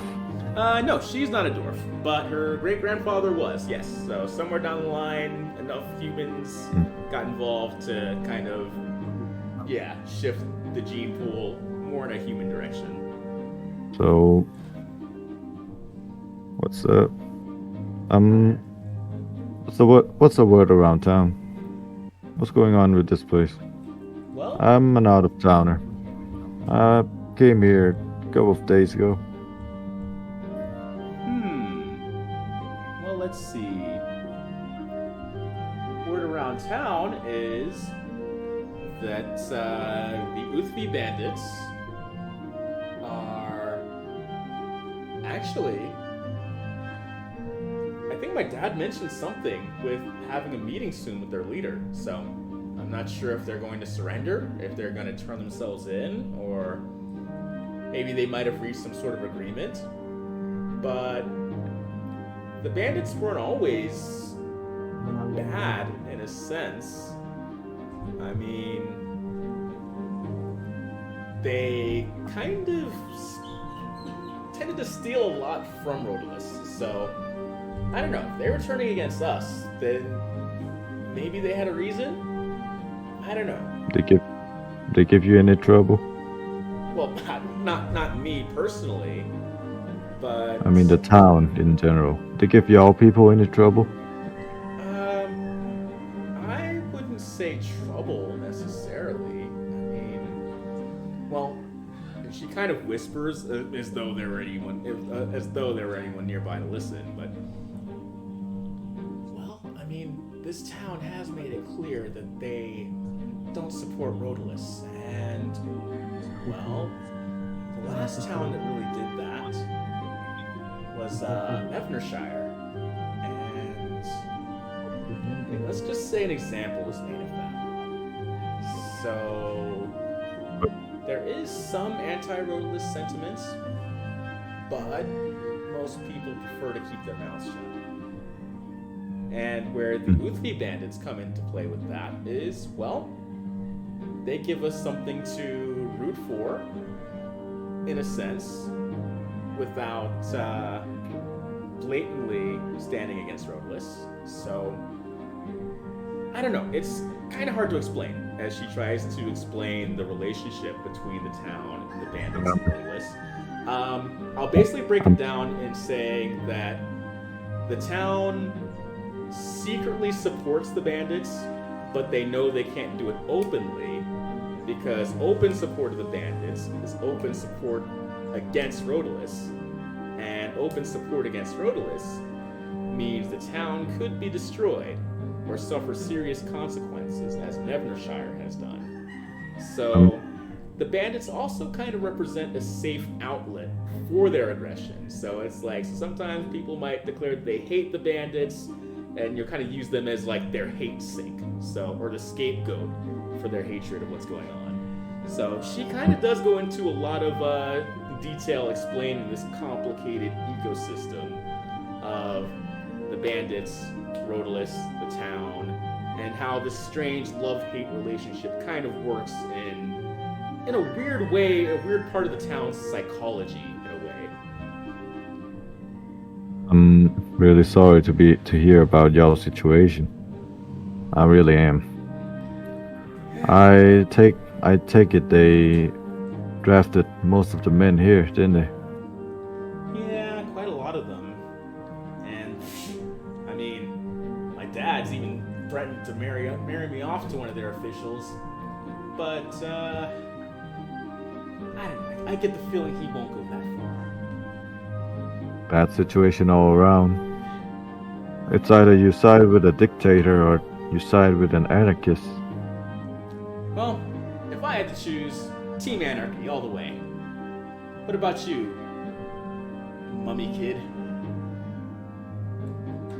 Oh, I'm not really a politically aligned person. I just want to get by. Huh, of course. I Good. feel like that's a pretty normal response. Well, to me, it's just two sides of the same goddamn coin. If they win, if those bandits win, they do everything by their rules. There ain't gonna be no rules no more. My very dear friend used to say that rules are what separates humans from animals. But on the other hand, if the army took over, then it's bye-bye freedom. Right, she says, kind of taking on a similar seriousness. Rules do separate us from animals, but cages turn us right back into them. You're a smart one. What's your name again? Oh, me? Yeah. Oh, my name is... oh my gosh, I scrolled right past it. My name is Renra. Rendra. It's a pleasure to meet you, Rendra. Pleasure to meet you too. Sokel. Sokel. Yep. Huh. Pleasure to meet you, Sokel, she says as she kind of gently shakes her hand, with a rather dainty feminine grip. I hope you find what you're looking for. I came here looking for jobs, and I sort of got one, I guess, but it's not exactly what I was looking for. Well, that's life for you. Sometimes what you find might be a bit better than what you're looking for. Just, do you happen to know who the leader of these bandits are? Let's see. Well, I don't know. Well, it seems like a few months ago, their leader was an orc woman. She seemed to be calling the shots, but I saw maybe something might have happened to her. Renra is kind of very careful around that wording. Seems like she's kind of dodging, trying to find a euphemized way of saying that, yeah, maybe she got killed, or, you know, maybe something happened to their original leader. Because now it seems like the bald guy is calling the shots. Okay. Do you, if you don't mind, do you care to tell me what he looks like? Let's see. He's a bald guy, dark skin, strong voice. But I don't know. He seems a little too gentle to be a bandit. Black? Black like me? Yeah, maybe a little bit darker. Right? Bald, black, gentle looking. That's new. I don't think he's a bad man, but especially if he's talking to my father, I get the feeling Anybody? he's trying to work out some sort of deal with him. Every bandit is a bad people. Are bad people. That's not true, she says as she kind of adamantly presents the opposite. Adamantly stands in opposition to that. There's a reason we call them bandits, you know? Well, I mean, sometimes they are, but it really, sometimes the world isn't so black and white, you know. What do you know about bandits? You ain't never been out there. Well, I know that just because I've had a fairly easy life, not everyone can say that. And Yeah. sometimes people have to make difficult decisions to survive. And they don't always want to do those things, but sometimes doing the hard things is really necessary. And, well, I just know that it can't be easy. Sorry, but I really just can't bring myself to sympathize with those hillbilly hick after what they did, and he's going to pull away his collar to reveal the bandage around his chest. And she kind of gasps, and like you can kind of almost see like emotion welling in her eyes, not necessarily tears, but there is a sympathy there that is definitely pushing towards that. His gaze is going to wander off, and he's going to speak almost absent-mindedly, as if the words just came out of his mouth on its own. Those hillbilly hicks piece of shit can go to hell. Sorry for that. It's okay. I get it.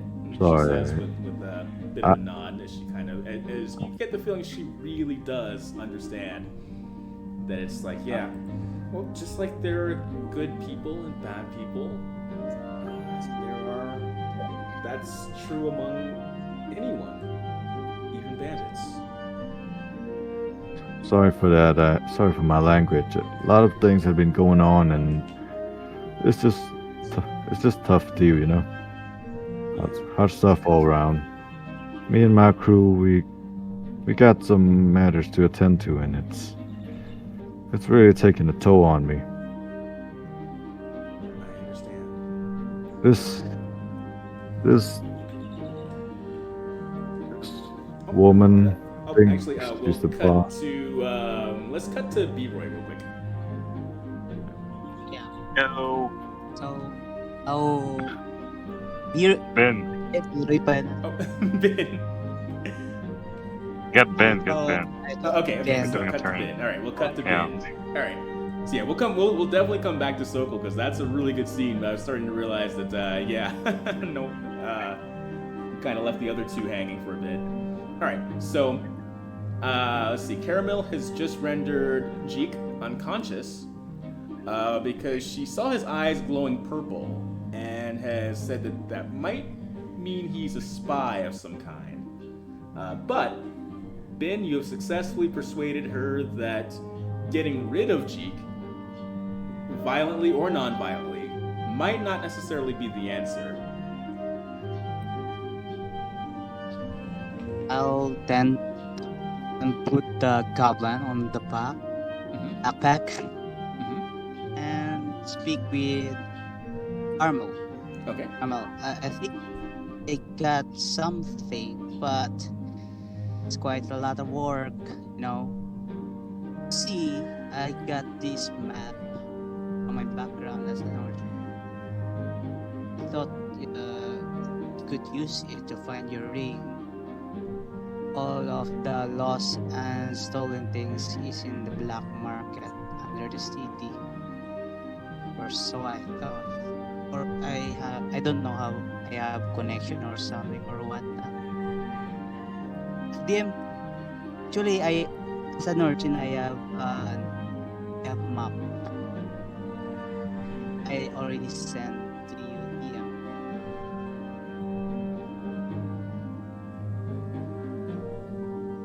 Wait. What are you suggesting? Caramil says. I suggest we could go under the city or something. Find my kin or talk to rats. Of course, Yeah, you talk to for me. rats, she says as she's kind of frustrated, kind of disgusted at the idea. Rat.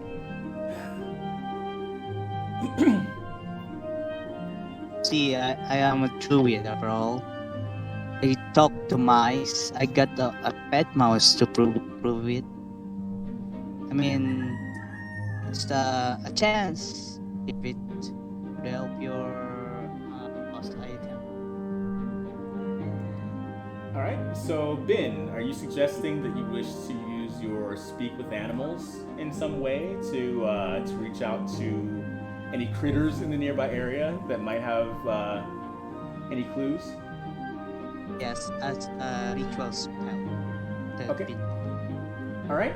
So, how that can work in this case is if you want to spend 10 in-game minutes, that's not the same as real minutes, of course, but if you want to spend 10 in-game minutes kind of making a ritual of it, then it will not expend a spell slot. Or, if you want instant results, you can use a spell slot to cast it. I think Ariel need the spell slot if in case we're in trouble. Circle and right now. I'll use ritual spell. Okay, so then in that case, you'll kind of spend the rest of your scene kind of setting up for that.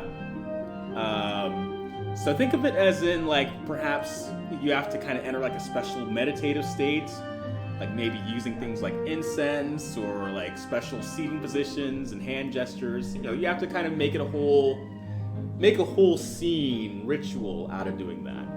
And so I won't ask you on the spot to define that ritual necessarily, but we will say that that's kind of what you're focusing on doing as you're preparing to commune with nature in that way. And Caramel is kind of like, oh, jeez, really?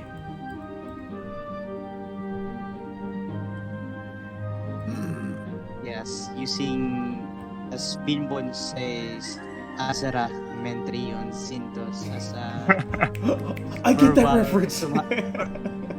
I understood Right. that. Yeah. Okay, Raven. That's so Raven. That's so, oh, God. That is so Raven. That's so Raven. That's so Raven. Oh my I'm god. so happy. And after that, I use 10 minutes of my downtime and I give the time to Hero and Circle. Because we've already made the reference and you're already speaking with animals, a raven appears. I think we Just have- lands on your head. Yes. Oh, and I already have a thing for that. So yes, a raven appears, and it kind of looks at you expectantly, like as you're kind of performing the ritual. And I forgot, Caramel also has a raven. So yeah, Caramel's raven and Bin's raven.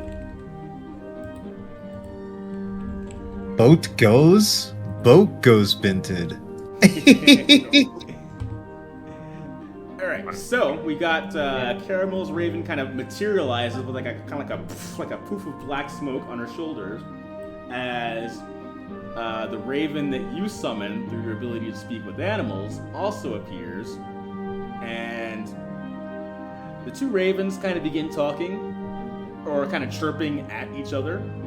And Bin, as your spell kind of begins to take effect, you're able to understand that these two ravens are... Caramel's raven is basically relaying the situation to the other raven. And yes, you're kind of overhearing her raven get this new raven caught up on the situation in preparation for any questions that you might have.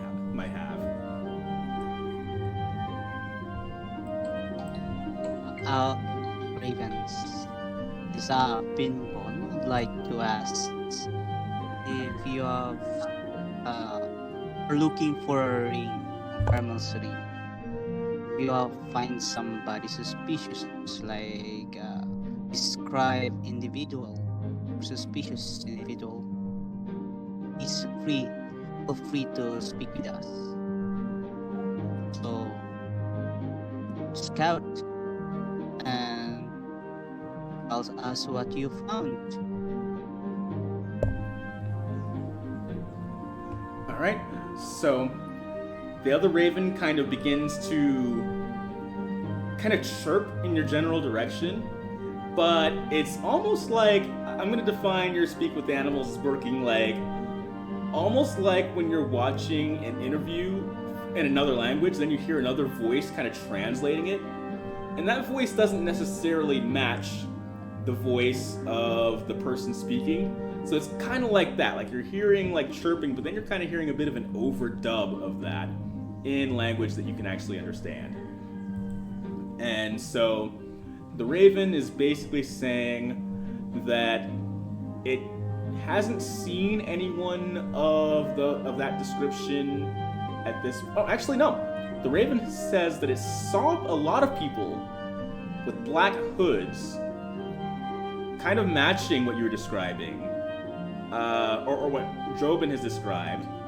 They saw people with hoods leaving the town and heading towards a spot just outside of town, but like going to somewhere that's kind of in the southeastern region, just outside of town, just outside of town and across the lake, basically. So it hasn't seen one, it's seen many people matching that description. It was like Caramel. I think I have information of the hooded figures. They going to the coastal reef or something. And we need to gather the groups and identify the individuals. There are a group of hooded people. It's what I'm hearing from the ravens. Yeah, actually, I'm glad you mentioned plural. Yes, so I will say that it's not just one raven, but many of them, and a few other birds too. They're kind of talking, and among all of them, they do say that, yeah, they've seen people leaving in hooded robes, coming back, and taking off those hooded robes, and then they're not sure what happens to the people after that. basically implied that the birds don't necessarily understand, but the people are kind of dispersing back into the crowd after that. So people leave in hoods, they come back in hoods. The next day, they're no longer wearing hoods. I relay that information to Caramel. All right. And Caramel gasps. So there's Ulm is here. She kind of grabs Ben, like almost excitedly, but with anger. You mean those bastards have made it all the way to here, to Tenalborough? Oh, I should have known. I wasn't expecting to meet them until Eiknrst, but they've made it this far. All right. She kind of starts to calm down as she begins to kind of figure out. You can kind of see the wheels in her head turning as she's trying to kind of take in this new information and kind of assess a new approach. All right. Well, if we're lucky, they might not know we're here, or they might not see us as a threat. That could be their mistake. Then she looks at Jeek, who's still unconscious. That's a pretty big assumption. And that is where we will wrap up for today. Ah. Yeah, Good session. like it. Nice. Good session. Glad you guys enjoyed it.